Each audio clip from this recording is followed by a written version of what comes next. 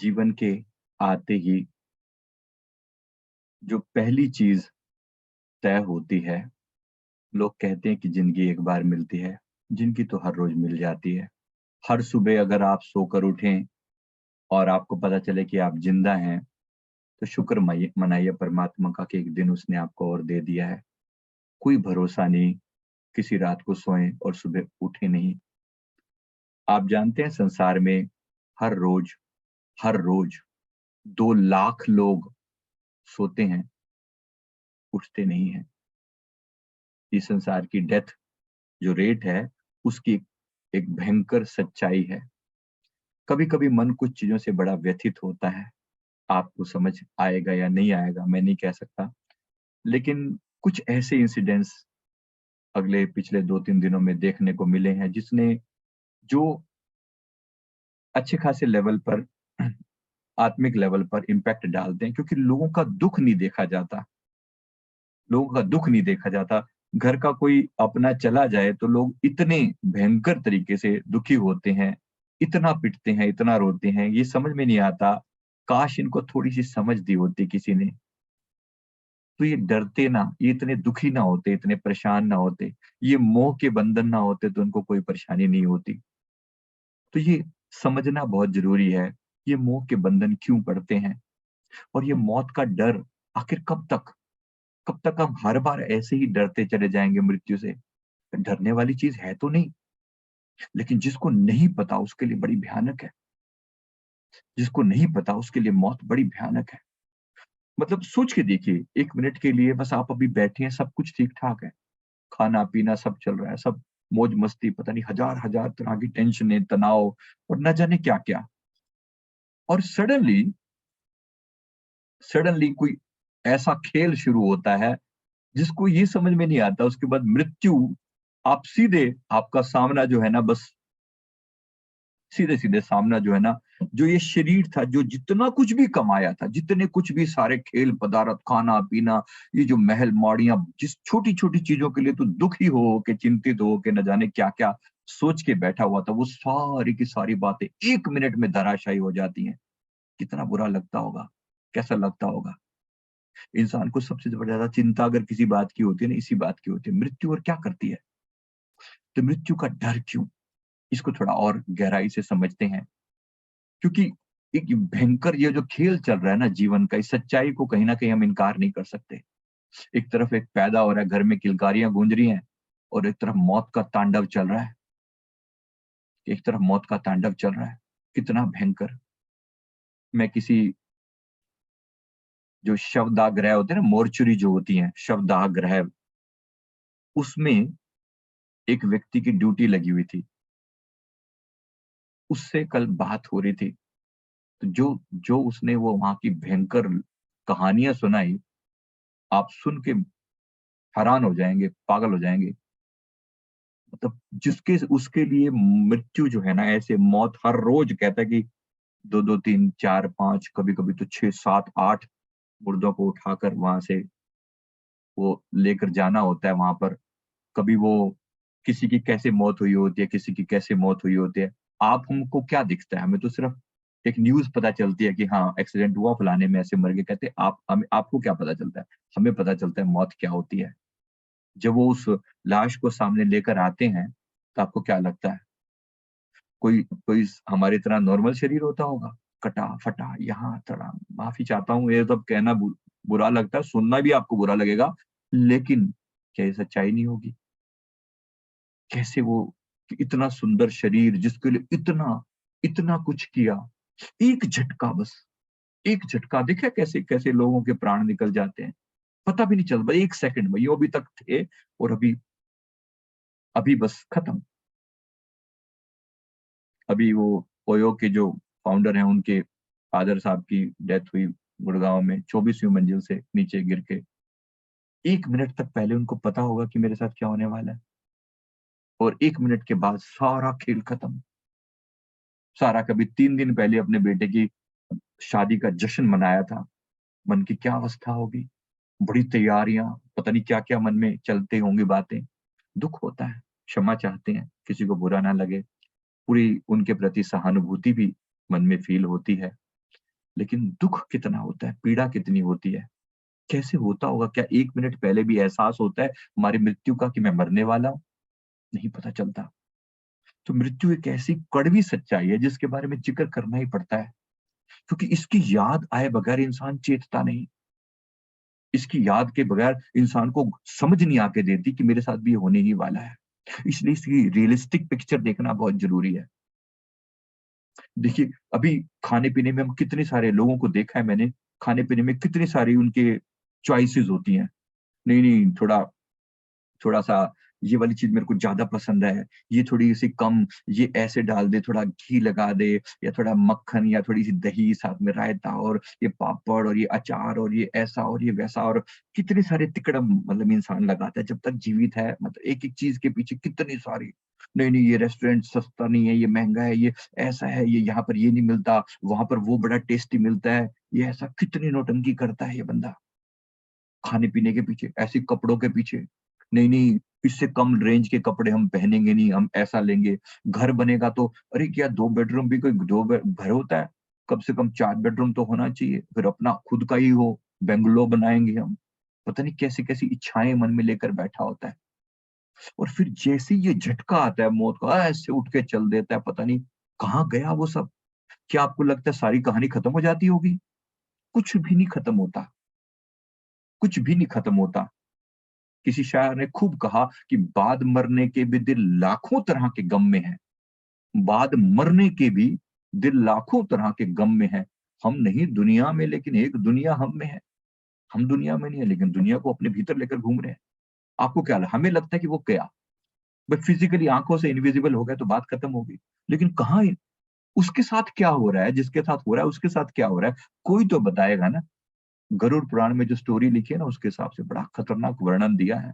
सुनेंगे तो हैरान हो जाते हैं कि अच्छा आत्मा के साथ ये सब होता है।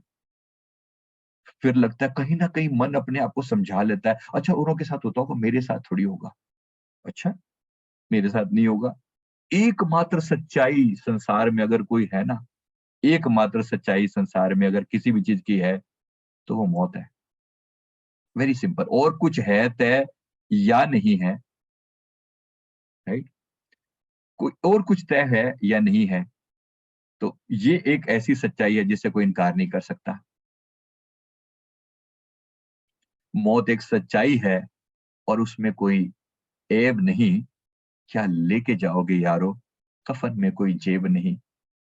डेफ़िनेटली कोई कोई बंदा ये कह दे कि मैं ये लेकर चला जाऊँगा और जि जब ने कहा है जिसने कहने वालों ने कि जब तेरी नज़रों से दूर हो जाएँगे हम, दूर फ़िज़ाओं में कहीं खो जाएँगे हम, अंधेरों में कहीं खो जाएँगे, मेरी यादों से लिपट कर रोने आओगे तुम, जब ज़मीन को ओढ़ कर सो जाएँगे हम, सो ही जाएँगे, एक दिन तो सो ही जाएँगे, या वैसे सो जाएँगे, वैसे सो जाएँगे। क्या होगा उस समय में हमारे साथ में? तो बात सीरियस है, सोचनी भी ज़रूरी है। जीवन और मृत्यु इस खेल से परिचय होना भी ज़रूरी है। लोग कहते हैं इतनी जल्दी भी क्या है इन सब बारे की बातें करने की? जल्दी तो बिल्कुल भी नहीं है। जल्दी तो बिल्कुल बिल्कुल भी नहीं है, क्योंकि पूछना तो आपसे ये पड़ेगा ना कि जीवन के एंड पे जाकर जब ये मौत का खेल जब खत्म होता है, जो जीवन के एंड पे जब पहुँचते हैं, तो ये पूछा तो जाएगा ना कि अच्छा डेस्टिनेशन क्या था? यहाँ पहुँचे हो, क्या करने के लिए आए हो? क्या वो करके आए जिस काम के लिए तुम्हें भेजा गया था? Have you done that? Have you done that? क्या आपसे कभी हिसाब-किताब नहीं पूछा जाएगा? एक-एक बात का हिसाब लिया जाएगा कि भाई कुछ करके आए हो या ऐसे ही चले आए? कभी उसको जाना है, कभी उसको जाना जो मृत्यु के बाद भी नहीं मरता। न जायते म्रियते वा कदाचन भूत्वा भविता वा न भूये अजो नित्य शाश्वतो अहं पुराणो न हन्यते हन्यमाने शरीरे। क्या उसको जाना है या सिर्फ किताबों में बात पढ़ के रह गई है कि हाँ, गीता में ऐसा है, लिखा है। लिखा तो है, लेकिन हमने जाना, कहा कि नैनम छिन्दन्ते शस्त्राणि, कहा तो है, कहा तो है, लेकिन क्या पता है? जात से ही ध्रुवो मृत्यु ध्रुव जन्म मृतस्य च। ये डेफिनिट है कि जीवन वाले की मृत्यु निश्चित है और मरने वाले का जन्म जो अटल है, अपरिहार्य है, उसके मरने में तुम्हें शोक नहीं करना चाहिए। कहना बड़ा आसान है, लेकिन जिस तन बीतती है उसी को पता चलता है। उसी को पता चलता है कि उसके ऊपर क्या बीतती है। तो समझते हैं इस बात को। इसके प्रोसेस जो इसके साथ जो घटित होता है प्रोसेस जो है, उसके लिए उसको हम थोड़ा-सा और गहराई में तो कुछ ऐसा जाना जाए, ये जन्म मरण के चक्कर से बाहर आने का कोई ऐसा उपाय किया जाए जिससे ये मृत्यु का खेल जो है वो कहीं ना कहीं समाप्त हो सके, इस मृत्यु के खेल से बाहर आया जा सके। लेकिन पहले एक बार ये समझ ले कि मौत का डर क्यों पैदा होता है, आखिर क्यों, why we are afraid of death so much, क्यों? तो पहली बात है कि मौत के बारे में बात करने से भी इंसान डरता है, घटनाक्रम से भी डरता है, उसके बाद होने वाली चीजों से डर लगता है। अमरता किसी को भी हुई नहीं, जानना पड़ता है। तो मौत से भागने की हमारी जो आदत है, वो हमारी एक क्षमता है कि हमें पता नहीं है कि हमारे साथ क्या होने वाला है। अगर आपको थोड़ा-सा भी आइडिया हो क्या होने वाला है, इसीलिए शास्त्रों में बताया गया है, तो उस इस शरीर का अंत हो जाने वाला है। ये पंच भौतिक शरीर 5 तत्वों से मिलकर बना है। पृथ्वी, जल, अग्नि, वायु, आकाश, ये उन्हीं में लीन हो जाएगा।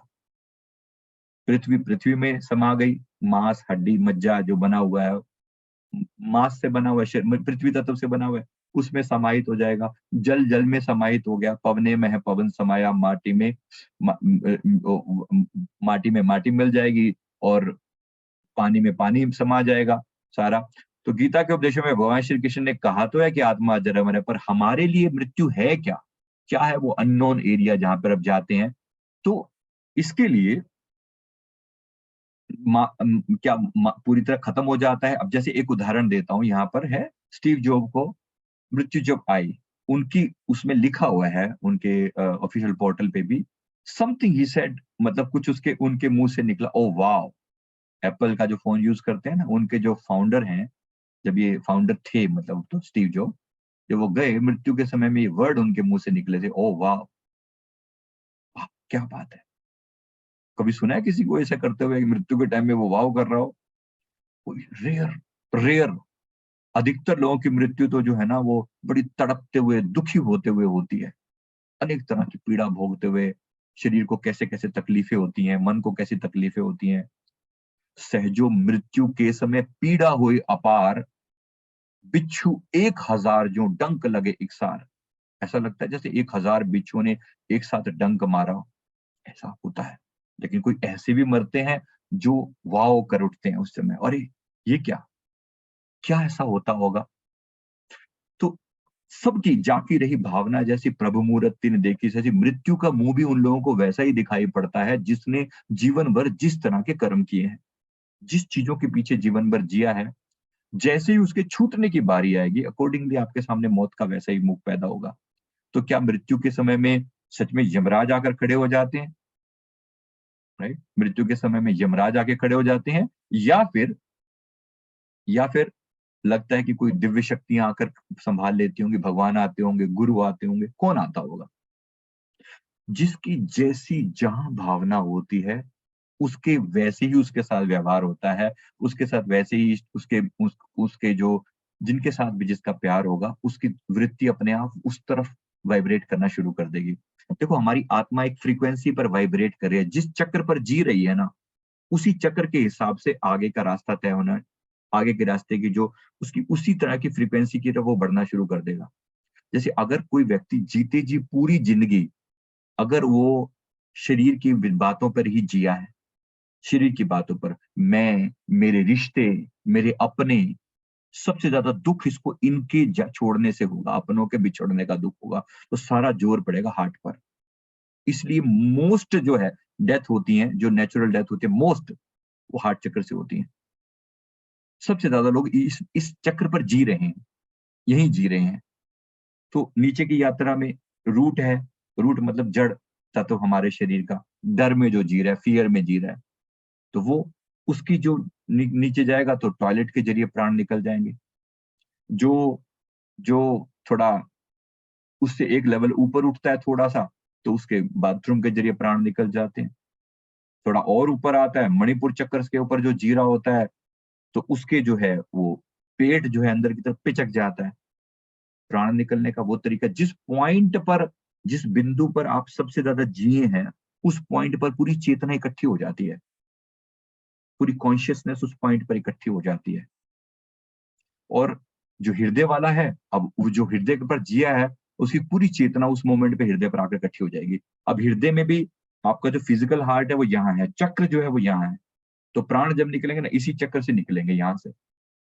तो सारे के सारे इमोशन सिमटने शुरू हो जाएंगे। और हृदय के साथ सबसे बड़ी प्रॉब्लम क्या है, ये सारी चीजों को, जिस जिस चीज से तुम्हारी अटैचमेंट होगी ना, उनको सामने लाकर खड़ा कर देगा। तो जिंदगी के आखिरी कुछ क्षणों में वो सारे सीन आंखों के सामने रिपीट होते हैं, जो जिंदगी भर में आपने सबसे ज्यादा इमोशनल जिए होते हैं। जैसे उदाहरण के लिए एक एक बात याद दिलाता हूँ, देखो, जैसे अगर मैं आपसे वैसे नॉर्मली पूछूं, आपने परसों खाने में क्या खाया था, शायद आपको याद नहीं आएगा। लेकिन इमोशन की कोई बात याद करवाऊं, कभी टीचर ने आपको कभी किसी चीज के लिए थप्पड़ मारा था बचपन में? हो सकता है आपको बिल्कुल एकदम लाइव घटना याद हो, अब से 30-40 साल पुरानी भी घटना लाइव याद हो। हाँ, मेरे टीचर ने एक बार ऐसा ऐसा हुआ था, इस वजह से टीचर ने मारा था। वो इमोशनल चीज थी क्योंकि उसका इम्पैक्ट बड़ा था। वो घटना आपके दिमाग में अभी भी छपी पड़ी है। मृत्यु के समय में सारी कॉन्शियसनेस ना इकट्ठी होकर उस पॉइंट पर पहुंच जाती है और आपको उससे संबंधित सारी घटनाएं आपके सामने लाके खड़ी कर देती है। फिर देखा जाता है आपसे कि अब आप क्या करोगे। ठीक वैसे ही जैसे नींद में होता है, रात को सोते हुए लगभग उसी टाइप के सपने आते हैं जो आपने आखिरी कुछ टाइम में, जो आपका ध्यान, अब इसी ध्यान जिस चीज पर भी रहा होगा, अब आप क्राइम पेट्रोल देखते हुए सोओगे तो आपको भगवान के सपने तो आएंगे नहीं, राइट? कुछ ऐसा उल्टा सीधा देखते हुए सोओगे, तो जो आपके मन में चल रहा होगा अकॉर्डिंगली आपका मन उसको क्रिएट कर लेगा, उसी चीज के हिसाब से, राइट? तो कोई व्यक्ति, इसीलिए हमारे यहाँ पर ना ड्रीम्स को इंटरप्रेट करने की बड़ी वो है। लोग पूछते हैं कि मृत्यु के समय, जैसे लास्ट में ड्रीम्स के बारे में ज़रूर पूछा था। अगर आप कोई बीमारी लेकर किसी मनोवैज्ञानिक के पास जाएँ ना, अगर वो अच्छा मनोवैज्ञानिक है, तो डेफिनिटली आपसे पूछेगा कि आपको सपने में क्या दिखता है? सपने किस टाइप के आते हैं ज़्यादातर? किस टाइप के? उससे ये पता चलता है कि इस व्यक्ति के अंदर कहानी क्या चलती रहती है। आप खुद अपने सपनों पे ऑब्ज़र्व करके देखना, पूरी इसके ऊपर डिटेल वीडियो डाला हुआ है मैंने, किस तरह के सपने आपको क्या इंडिकेट करते हैं। रैंडम सपने आते हैं, ऐसी बकवास, या कुछ काम के सपने आते हैं, कुछ खास डायरेक्शन मिलती है जीवन की, या कुछ प्रॉब्लम का सॉल्यूशन मिलता है, या फिर अनेक तरह की। तो वही बताते हैं कि जीवन भर इस व्यक्ति का ध्यान किस पॉइंट पर था। ठीक ऐसे ही मृत्यु के सामने घटित होता है कि जीवन भर इसका पॉइंट, ध्यान जिस केंद्र पे था वहां पर पूरी चेतना इकट्ठी होगी। अब यहाँ पर आपके सामने वो सारी विजन क्रिएट करेगा। अब देखेगा कि मन मन कैसे रिएक्ट करता है। आप सोचिए, आप किसी बात पर सेंटिमेंटल हो गए, आपने कहा, ओहो! मेरी पत्नी, मेरे बच्चे, मेरा मेरा बेटा, मेरी बेटी, मेरा फलाना, मेरा ढिमका, ये सब इनको छोड़ के जा रहा हूँ मैं। ओह! ये छोड़ के जा रहा हूँ। बस सारी चेतना यहाँ इकट्ठी होगी, इमोशन सामने, और लोगों की वहाँ पर आँसू निकल जाते हैं, सारी एनर्जी हार्ट पर इकट्ठी होगी और हार्ट चक्र पे इमोशन से ब्लूम करके बाहर, चेतना बाहर। अब हार्ट सिंक हो गया, ऐसा हो गया, ये हो गया, वो हो गया, वो डॉक्टरी कारण जो मर्ज़ी हो, लेकिन चेतना जो है ना पूरी यहाँ से केंद्रित होके यहाँ से बाहर निकल गई। केंद्र है यहाँ पर निकलने का। तो ऐसे हर एक का चेतना का अलग-अलग सेंटर, जो कि थोड़ा-सा ज्ञान चक्र में जी रहा है, तो वो यहाँ तक पहुँच जाएगा। वहाँ पर आके मेरे जीवन का पर्पस क्या है? अब मेरे को गुरु दिखेंगे, भगवान दिखेंगे, ऐसा मन में कोई भाव होगा।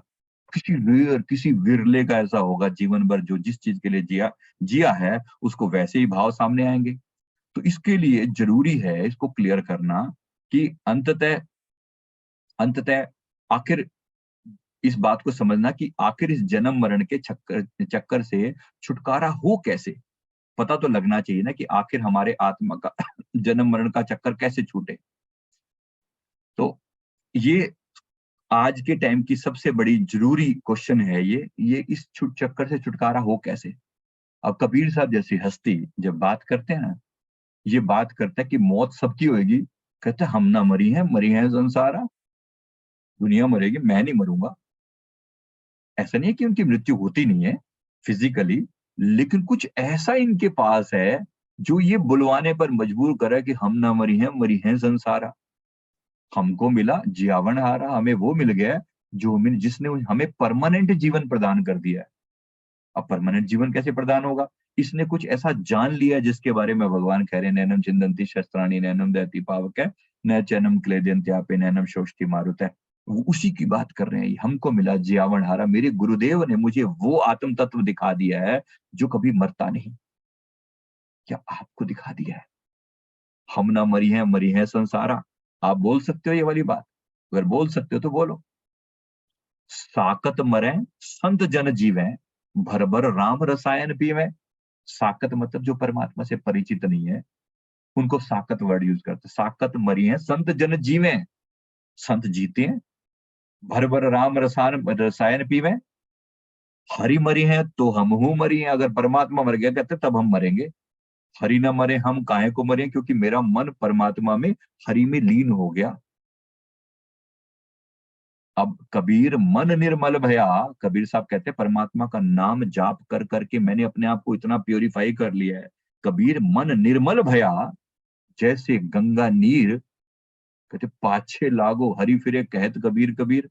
ऐसा मेरा मन निर्मल हुआ परमात्मा की भक्ति करके, वो मैंने परम कार्य कर लिया, जिसने मुझे ये समझा दिया कि मैं मरने वाला नहीं हूं। मैं काहे को मरूं, मरे दुनिया। ऐसा नहीं है कि उनको कोई दुनिया से कोई दुश्मनी है, कोई नाराजगी है, बिल्कुल भी नहीं। लेकिन वो इस बात के बड़ा खिलाफ है कि मृत्यु का डर क्यों। वो हस्ती हैं जो हमें रास्ता दिखाती हैं, तो जरूर इस पे समझ हमारी डेवलप होनी चाहिए ना, मृत्यु का डर क्यों, राइट। तो डेफिनेटली बात समझ में आनी चाहिए। तो इसीलिए धीरे धीरे इसको अपने जीवन को इसके ऊपर प्रयास करें कि, तो इसको इसको अपना प्रयास करें कि अभी जीते जी इस परम तत्व को जान पाए। हम ना मरी है संसारा, हमको मिला ज्यावन हारा, साकत मरे संत जन जीवे, भर भर राम रसायन पीवे, हरि मरे हैं तो हम हूं मरे, हरि ना मरे हम काहे को मरी हैं। कह कबीर मन मन ही मिलावा, अमर भया सुख सागर पाया।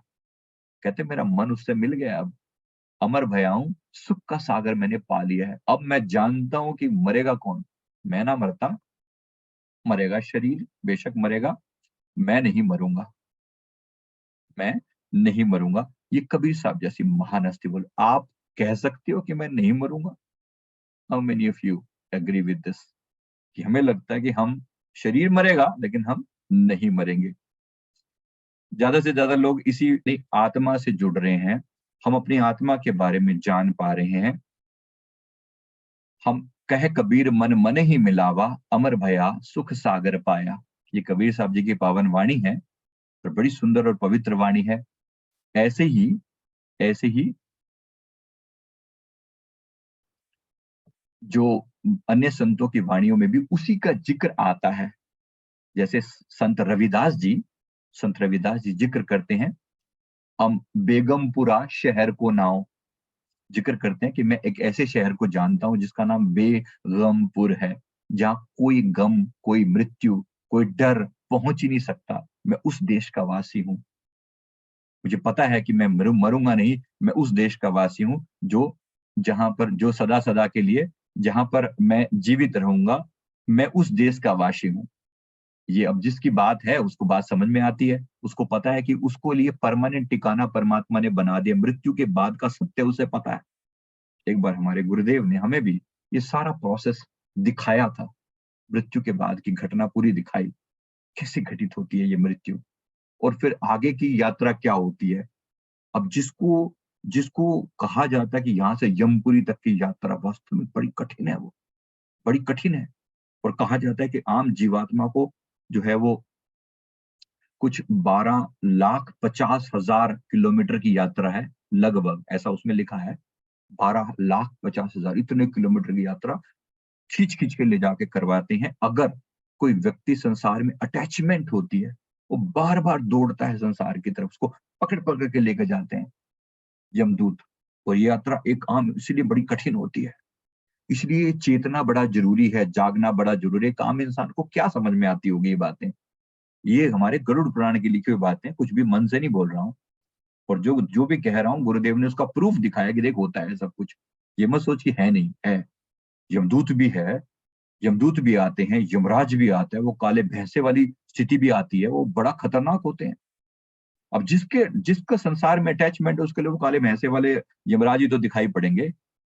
और जो मार मार के जब लेके जाते हैं ना, क्योंकि वो जीव जाने को तैयार नहीं होता, उसकी आत्मा को खींचते हैं बार बार शरीर के अंदर से, फिर बढ़ जाता है। ये स्थिति गुरुदेव ने हमें दिखाई हुई है, कैसा होता है देख, देख कैसे ये वो खींच खींच के बार बार शरीर में घुसने की कोशिश करता है। लेकिन ये जो कोड बंदी होती है ना, सिल्वर कोड, ये टूट जाती है उस समय में। सिल्वर कोड एक ऐसी तार है, झीनी सी पतली सी तार, जो हमारे फिजिकल बॉडी हमारे और हमारे एस्ट्रल बॉडी को आपस में कनेक्ट करती है। ये मणिपुर चक्र से सभी चक्रों से बंधी होते हैं, लेकिन मणिपुर पे ज्यादा स्ट्रांगली ऐसे बंधी होती है, जैसे जैसे बच्चा माँ के नाभि से जुड़ा होता है ना, ऐसा। तो ये मणिपुर चक्र मतलब नाभि चक्र से ऐसे जुड़ी होती है। तो जब ये मृत्यु होती है तो ये कोड कट हो जाती है। उसके बाद एक बार ये कोड कट हो जाए ना, बस फिर इसका कोई ऑप्शन नहीं है। फिर ये मृत्यु का कोई मतलब, दिस इज गॉन। अब ये जिसको शरीर से अटैचमेंट है, वो इसी शरीर के आसपास चक्कर लगाता रहता है। उसको लगता है कैसे भी करके इसमें एंटर कर जाओ, क्योंकि उसको शरीर के साथ ही कंफर्टेबल है, बाकी तो उसको पता ही नहीं कि क्या हो रहा है। तो डर लगता है उसको बाहर की दुनिया में, तो वापस शरीर में एंट्री मारता है। लेकिन यमदूत उसको खींच के बाहर ले जाते हैं और फिर ऊपर की यात्रा पर लेके जाते हैं। और रास्ते में जो भूख प्यास से व्याकुल होता है, फिर कहते हैं पिंडदान करो, यहाँ जल पिलाया होगा तो उसको जल मिल जाता है, यहाँ दान पुण्य किया होगा तो उसको खाने को मिल जाता है। तो ये एक एक चीज इसीलिए इस जीवन को जीते हुए जरूरी है ना। आज हमें लगता है क्या फर्क पड़ता है, क्या फर्क पड़ता है, अरे पहले अपना पेट तो भर लें। आपको एक एक चीज जो है ना, ये यूनिवर्स आपको इसी बात के लिए काउंट करता है कि दूसरों के लिए आप कितना जिए, क्योंकि आपके जीवन के जो परम लक्ष्य है ना, उन्हीं लक्ष्यों के ऊपर बात की जाती है, उन्हीं लक्ष्यों पर बात की जाती है। तो क्या होती है पर्पस, पर्पस याद करने बहुत जरूरी है। तो याद करवाया जाता है क्या होता है जीवन का उद्देश्य। तो जीवन का उद्देश्य याद दिलवाया जा रहा है एक बार पुनः। जीवन का उद्देश्य क्या होता है, पहला खुद को जानना, आत्मा को जानना, उसको जानना जो मरता नहीं, अपनी क्षमताओं को, काबिलियत को जानना। हर दुख आपको स्ट्रांग बनाकर जाता है, खुद को जानना ये पर्पस है, भूल मत जाना, बार बार याद दिलाया जाता है। इसलिए जिसको मौत याद है, उसको जिंदगी का पर्पस भी याद आएगा। दूसरा, अपने कर्मों का हिसाब किताब पूरा करना, पृथ्वी पर आने का पर्पस था, क्या पूरा हो रहा है, हो रहा है। मानोगे कि नहीं मानोगे, हिसाब किताब तो हो ही रहा है। तो कर्मों का हिसाब किताब चल रहा है सभी का। प्यार से निभाकर जाना सबके साथ, जितने प्यार से निभा कर जाएंगे, दोबारा उस व्यक्ति के साथ एनकाउंटर नहीं होगा जिंदगी में कभी भी। लेकिन अगर किसी रिश्ते को तोड़ मरोड़ के, दुखी करके, वो करके किया ना, तो फिर ये बंदा दोबारा जीवन में आएगा। तो ध्यान से। फिर सृष्टि के नियमों को जानना, कर्म का सिद्धांत, संतुलन का सिद्धांत, आकर्षण का सिद्धांत, इन चीजों को समझना, ये भी पर्पस था। चौथा, लोगों की सेवा करना, ये पर्पस था, तन से, मन से, धन से, निरहंकार भाव से, सेवा के साथ साथ धन्यवाद भाव, ये आपका पर्पस था इस धरती पर आने का। याद दिलवाया जा रहा है, क्योंकि वहां पे वही हिसाब होगा। कुछ किया, वो पूछते हैं पर्पस पूरा किया। अगर किया होगा तो वो तो यमदूतों के पाले ही नहीं पड़ेगा।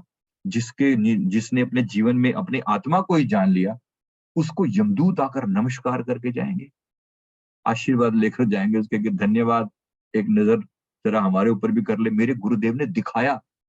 अब आप विश्वास करें ना करें आपकी प्रॉब्लम है, लेकिन गुरुदेव ने दिखाया कि देख, अब जब सदगुरुदेव भगवान साथ चले तो यमराज ने आकर नमस्कार किया, गुरुदेव के आगे हाथ जोड़कर खड़ा हुआ, प्रभु क्या आज्ञा है। गुरु महाराज जी जहां जाए ना, ऐसा विराट, ऐसा अपार देदीप्यमान उनका उनका जो ऑरा है, आभा मंडल, जहां गुरुदेव पहुंचते हैं वो चारों तरफ ऐसे हरियाली फैल जाती है, मतलब इतना प्रकाश। उस गहन अंधकार में भी गुरुदेव ने दिखाया कि देख, ये देख क्या हालत होती है यहाँ पर। और नरक होते हैं, कुंभी नरक भी होते हैं, सारे तरह के नरक होते हैं, जहाँ जहाँ पर बुरी बुरी आत्माओं को बड़ा बुरी तड़पाया जा रहा था। और ये मत समझो कि होते नहीं है, वो सिर्फ बातें हैं, गरुड़ पुराण में लिखी हैं। 26 तरह के रौरव नरकों का जिक्र आता है, वो भी होते हैं भयंकर वाले। और जो तेल के कढ़ाई में डालना होता है ना, वो वास्तव में वो होते हैं। अब कोई व्यक्ति जब समझेगा ही नहीं, मैं एक आम इंसान की बात ठीक है, अब सोचो जितने इतने भयंकर पाप किए होंगे, अब वो उस लड़की को मार के उसके इतने टुकड़े वुकड़े कर दिए, सोचो क्या परमात्मा इसे बख्श देगा। इस संसार की अदालत में बेशक वो हजार तरह के पैसे वैसा डाल के हजार तरीके से अपने आप को बचा ले, परमात्मा की दरगाह में जब जाएगा, हिसाब किताब जब होगा, क्या उसकी आत्मा चीख चीख कर उसे उसका अपना बदला नहीं लेगी, बोलो। होगा कि नहीं होगा। सब बदले लिए जाते हैं। कोई ये ना समझे कि यहाँ पर कोई फर्क नहीं पड़ता, यहाँ तुम किसी को भी चीट कर सकते हो, यहाँ चीजें खरीदी जा सकती हैं। हो सकता है तुम्हारे पास बहुत पैसा हो, बहुत पावर हो सकता है किसी चीजों का तुम पे असर ना हो, लेकिन उसके दरबार में किसको खरीदोगे, किसको खरीदोगे। एक एक चीज का जब जब हिसाब किताब होता है, तो गुरुदेव दिखा रहे हैं, देख ये सब भी होता है। कोई ये ना कहे कि ये नहीं होता। स्वर्ग भी है, नरक भी है, यमराज भी है, ये भी होती हैं चीजें। कुछ लोग हैं जो बोलते हैं नहीं नहीं, सारा हिसाब धरती पे होता है। होता है, अधिकतर हिसाब धरती पे होता है, लेकिन कुछ महाभयंकर जो पाप होते हैं ना, तो उनको जेल में डालना होता है। नरक एक टाइप की जेल है, इनको सुधार के ही धरती पर भेजेंगे, नहीं तो धरती के लोगों का जीना आराम कर देंगे ये लोग। Are you getting it? इसलिए कुछ लोग ऐसे ही होते हैं। अब जो इतने गंदे माइंडसेट वाले लोग होते हैं, मतलब उनकी सोल जब जाती है, तो क्या उनको सज़ा नहीं मिलनी चाहिए? आप खुद बताइए। इतने जो, क्षमा चाहता हूँ ये बातें बोलते हुए, इतने लोगों की मर्डर करके जो लोग गए हैं, या रेप-वेप करते हैं, या ऐसी किसी को इतना तड़पा के जब ये मरते होंगे, क्या परमात्मा हिसाब नहीं करता होगा इनका? क्या इनको ऐसे ही छोड़ देता होगा, जाओ तुम धरती पे दोबारा जन्म लो और दोबारा से लोगों की ज़िंदगी को नरक बनाओ? नहीं। उनको बहुत, बहुत, बहुत मार पड़ती है और बहुत अच्छे से सुधार-सुधार के, कूट-कूट के मारा जाता है। जो ज़िक्र है ना, गरुड़ पुराण कभी पढ़ लेना ताकि समझ आ जाए आपको मेरी बात क्या हो रहा है। तो पूरा ज़िक्र विस्तार से आता है और उनको वैसी ही सज़ाएँ भी होती हैं। तड़प रहे होते हैं, गुरुदेव ने दिखाया, सुनाया, चीख-पुकार सुन इनकी, पता चले तेरे को भी। मैं किसी को बोल सकता है, प्रूफ़ के साथ कह सकता हूँ कि हाँ भाई मैंने देखा हुआ है। ऐसा भयंकर वो नज़ारा जो है ना, काँप जाए एक बंदे की रूह जो है ना उसको देख के भी। वो चीख रही हैं, चिल्ला रही हैं उसको। अब तो गुरुदेव ने अपने ऑरा को लॉक करके, मतलब बंद करके रखा हुआ था, नहीं तो अगर अब वो अपने देदीप्यमान रूप में आ जाएँ तो उनके जाते ही नरक स्वर्ग बन जाए। अगर उस जगह पर वो अपने उसने नूरानी रूप में किसी नरक में भी एंटर कर जाएँ तो उनकी जाते ही सब चीज़ें मुक्त हो जाएँ, सब आत्माएँ मुक्त हो जाएँ। इतनी इतनी गज़ब की पावर होती है। लेकिन वो अपने आप को समेट के जाते हैं थोड़ा, क्योंकि कुदरत के विधान में वो इंटरफेयर नहीं करते।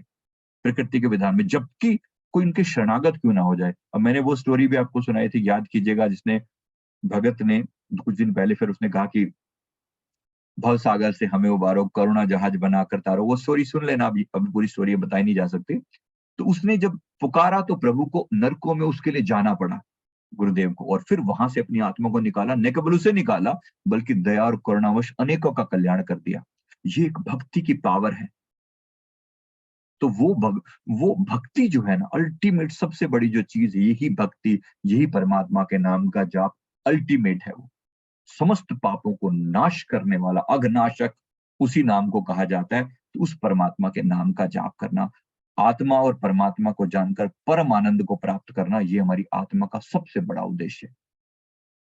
अगर बाकी चीज़ें ना भी करी ना, उनको कहीं न कहीं माफ़ किया जा सकता है। अगर ये ना किया, तो फिर कहते हैं से परत दुख पावहीं सिर धुनि पछताई, कालहि कर्महि ईश्वरी मिथ्या दोष लगाई।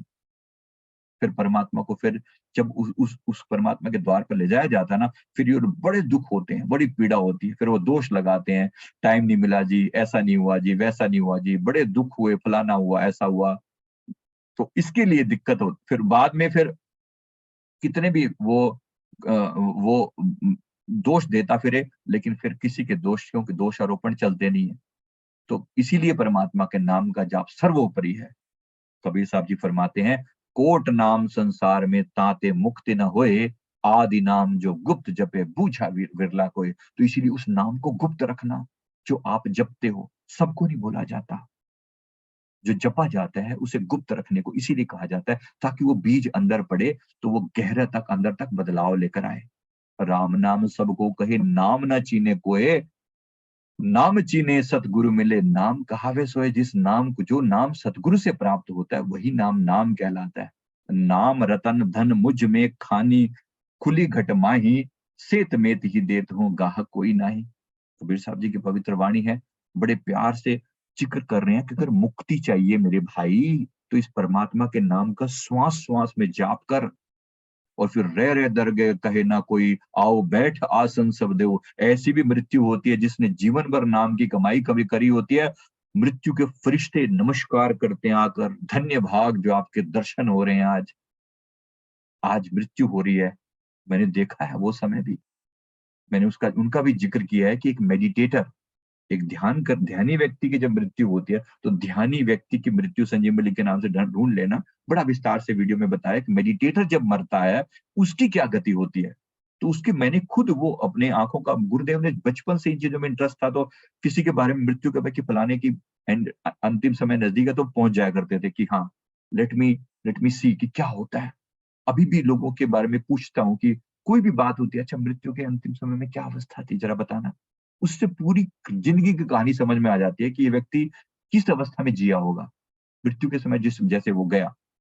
तो वो उन ऐसे लोगों को भी जाना, जिनके जाने से पहले जिसके जाने से पहले पूरा स्वर्ग लोक तक जो है ना वो देवते हाथ जोड़कर खड़े हैं कि उस व्यक्ति की आत्मा ने यहाँ से प्रस्थान करना है, तो इनको नमस्कार करने के लिए फूल लेकर रास्ते में खड़े हुए हैं। देवी देवता, जिन देवी देवताओं के आगे हम सर झुकाते हैं, वो हाथों में फूल लेकर रेड कारपेट बिठाकर बैठे हुए हैं कि कब वो महान आत्मा यहाँ से जाए, मुक्त आत्मा जाए यहाँ से, क्योंकि उसने वो पा लिए है जो देवी देवताओं को भी नसीब नहीं है। स्वर्ग नरक ते मैं रहो, सदगुरु के प्रसाद, चरण कमल की मौज में रहूं अंत और आद। तो चरण कमलों की मौज में रहता हूँ, आनंदित होता हूँ, राइट?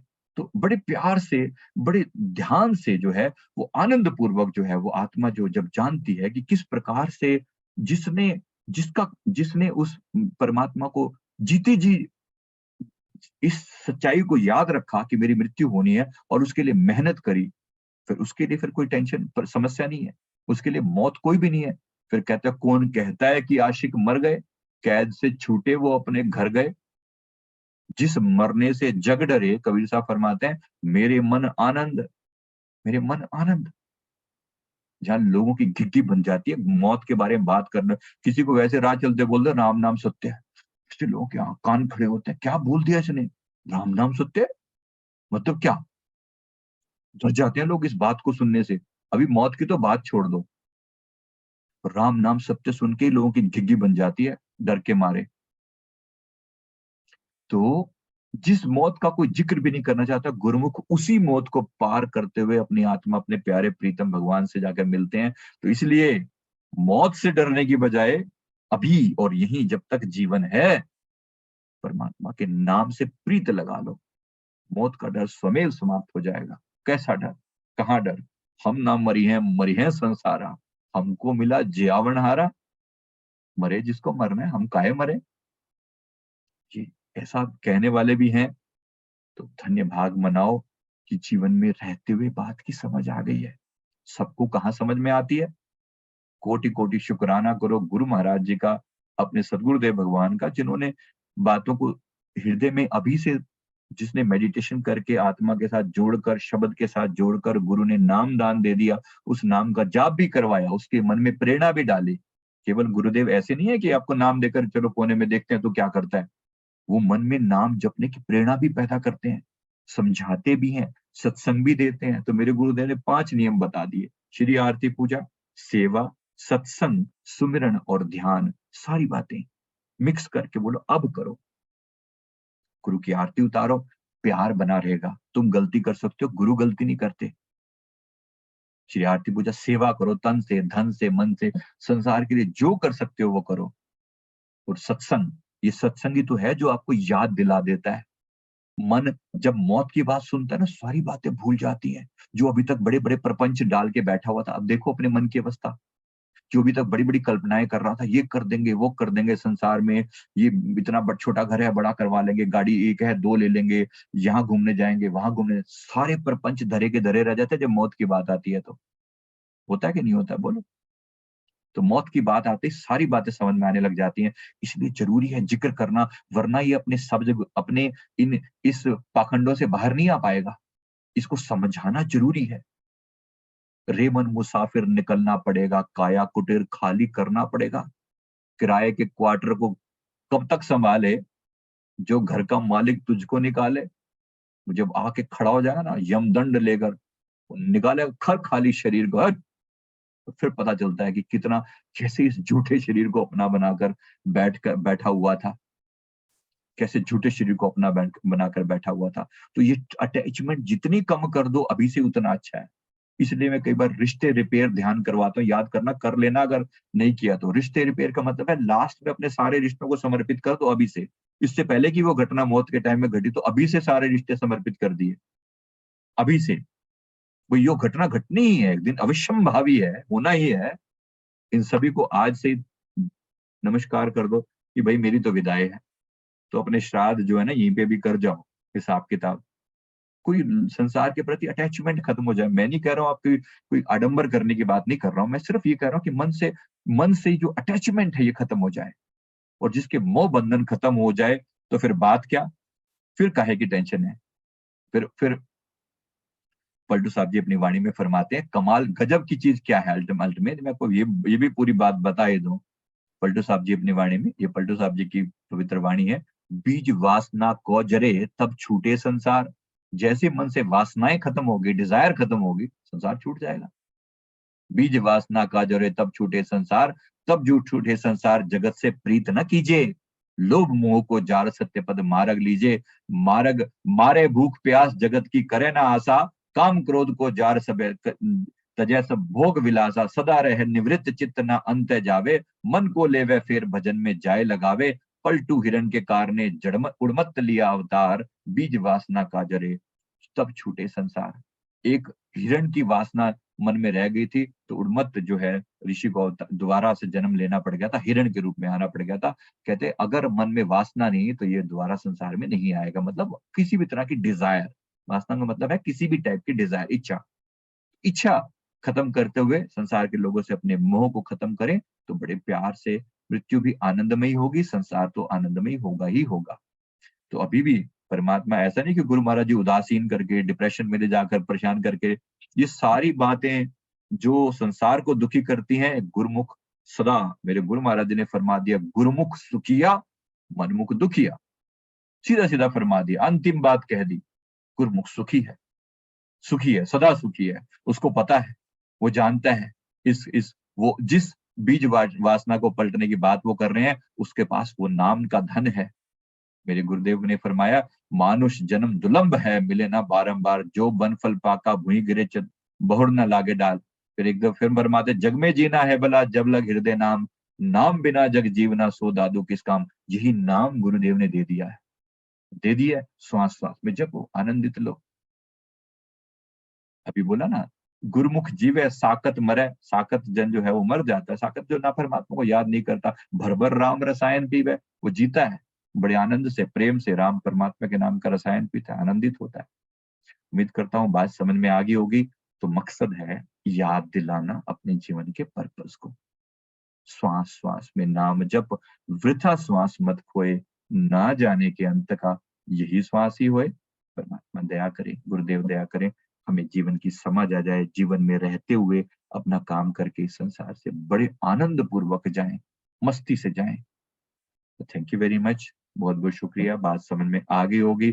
तो सुबह शाम मेडिटेशन, श्वास श्वास में परमात्मा का नाम जप, व्यर्थ की चिंताओं से, बड़े बड़े आडंबर करने से भीतर सिमट जाएं और अपने लक्ष्य पर ध्यान केंद्रित रखें। मौत को याद रखेंगे तो परमात्मा याद रहेंगे।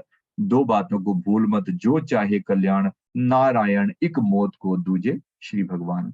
अगर मौत याद रहेगी तो भगवान भी जरूर याद रहेंगे। उम्मीद करता हूँ बात समझ में आ गई होगी। थैंक यू, बहुत बहुत शुक्रिया। अभी यहीं पे समाप्त करेंगे। वीडियो को लाइक जरूर कर दें, जिन्होंने नहीं किया अभी तक जरूर लाइक कर दें, ताकि ज्यादा लोगों तक पहुंचा जा सके।